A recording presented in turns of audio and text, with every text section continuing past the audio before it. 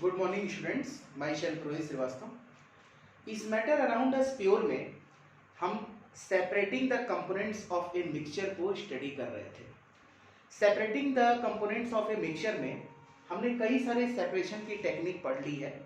आज हम एक न्यू सेपरेशन की टेक्निक स्टार्ट करेंगे, फ्रैक्शनल डिस्टिलेशन। ठीक है, what is a fractional distillation? ठीक है, फ्रैक्शनल डिस्टिलेशन क्या होता है कि अभी हमने इससे पहले डिस्टिलेशन आपको पढ़ाया था। ठीक है, उसी का मॉडिफाइड फॉर्म होता है फ्रैक्शनल डिस्टिलेशन। ठीक है, तो fractional distillation is a method for separating liquids with different boiling point. मतलब इसमें भी हम लिक्विड को सेपरेट करेंगे, बस डिस्टिलेशन में जो लिक्विड को हम सेपरेट कर रहे थे वहां पर बॉइलिंग पॉइंट में जो डिफरेंस है वो 50 डिग्री के नियर अबाउट होना चाहिए। यहां पर जो बॉइलिंग पॉइंट में डिफरेंस होगा किन्हीं दो लिक्विड्स के बीच वो 25 डिग्री सेल्सियस के अराउंड होना चाहिए। ठीक है, सो एग्जांपल में हम क्या लेंगे कि एथेनॉल। एथेनॉल का जो फॉर्मूला होता है वो होता है C2H5OH। ठीक है ना, जिसको हम अल्कोहल भी बोलते हैं, common name. And water bye fractional distillation when the mixture is heated. जब मिक्सचर को हीट करेंगे तो एक लिक्विड इवेपोरेट्स होगा जिसका बॉइलिंग पॉइंट उससे देन कंपेयर टू दूसरे वाले से कम होगा।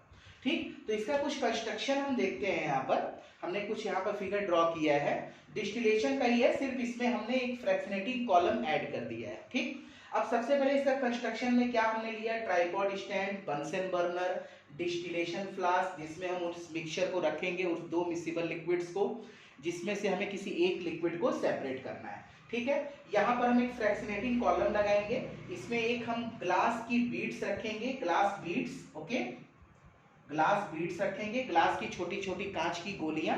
ठीक है, इसके ऊपर हम एक थर्मामीटर लगाएंगे, थर्मोमीटर से अचीव करेंगे हम उस टेम्परेचर को।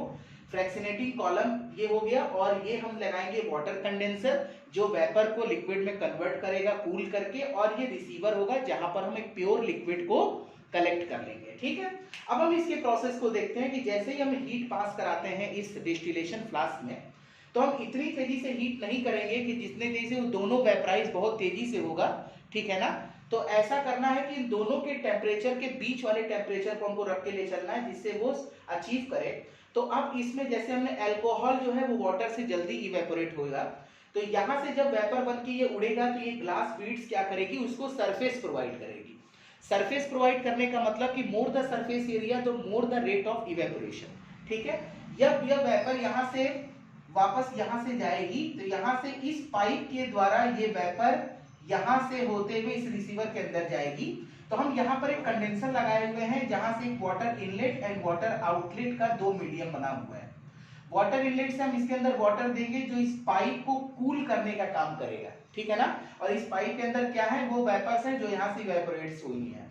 ठीक है, तो ये कूलिंग में कन्वर्ट होके वो लिक्विड में कन्वर्ट होगा और यहां से हम उस प्योर लिक्विड कंपोनेंट को सेपरेट कर लेंगे।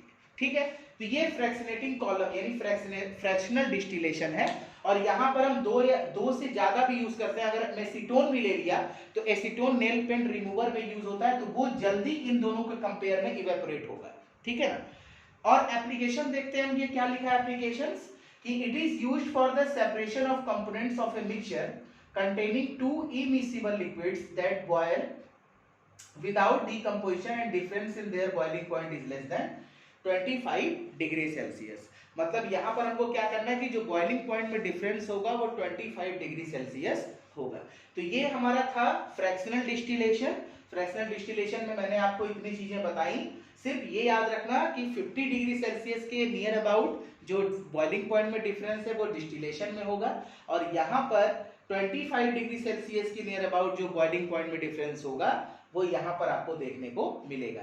तो कभी कभी पूछता है कि एप्लीकेशंस बताइए, what is the applications of fractional distillation, define the following term fractional distillation, या उसकी एक्टिविटी बेस्ड ऐसे आपको ड्रॉ करना होगा फिगर एग्जाम में, इस तरह से आप उसको डिफाइन कर सकते हैं। तो आज की क्लास में हमने फ्रैक्शनल डिस्टिलेशन के बारे में आपको बताया।